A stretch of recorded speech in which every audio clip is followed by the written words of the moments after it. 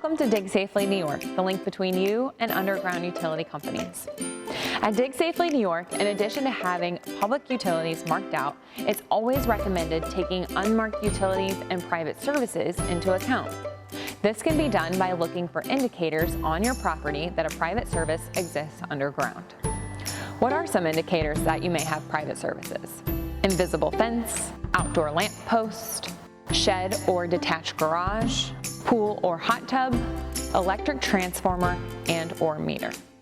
The best practice for identifying private services is to contact and hire a private locating company to identify and mark these services for you.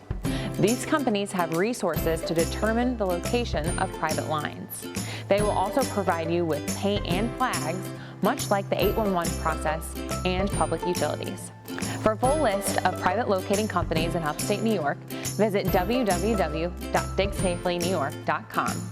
Click the Homeowners tab and select Private Locators. If you have any questions, you can reach out to your local field representative, visit our YouTube channel, and subscribe for more homeowner tips.